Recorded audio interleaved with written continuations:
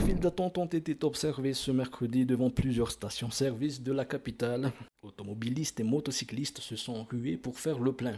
Cette affluence s'explique par la crainte d'une éventuelle pénurie de carburant, mais aussi par l'anticipation d'une hausse des prix liée aux tensions au Moyen-Orient.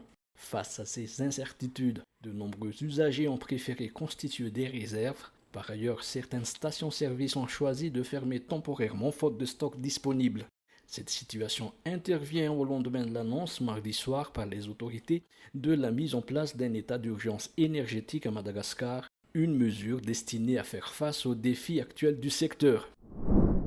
Ibrahim Norbert Richard devient le nouveau secrétaire général de la Commission de l'Océan Indien. Sa nomination a été entérinée par le Conseil des ministres de l'organisation, réuni en session extraordinaire le 7 avril. Le diplomate malgache succède ainsi à Edgar Razarnava. Il assurera la fin du mandat en cours jusqu'en juillet 2028. Diplomate de carrière et docteur en droit, Ibrahim Norbert Richard possède une solide expérience des organisations internationales et des négociations stratégiques. Ancien sous-secrétaire général de l'Organisation des États d'Afrique, des Caraïbes et du Pacifique, il était récemment conseiller diplomatique du Premier ministre depuis novembre 2025.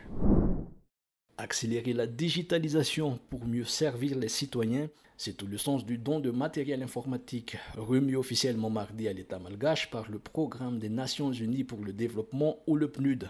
La cérémonie s'est déroulée au palais d'Amutsroud.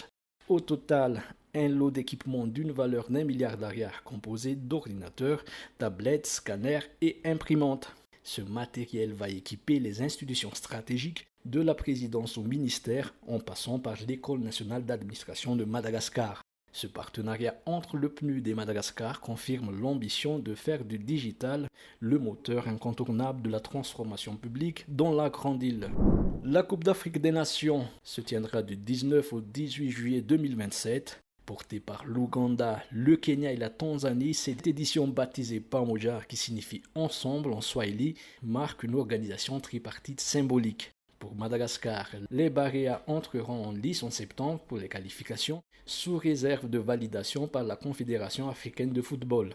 Le sélectionneur Corentin Martins indique avoir constitué un groupe à l'issue du récent regroupement en Turquie. La présence malgache s'affirme sur la scène internationale du basketball 3x3. L'équipe Antananarive participera au FIBA 3x3 Ranking Challenger 2026, prévu du 11 au 12 avril à Shuhei, en Chine. La sélection repose sur un groupe jeune composé de Hassan Rasoul-Nandian, Kantor Manan et Marco Rakudvau, représentant Antananarive.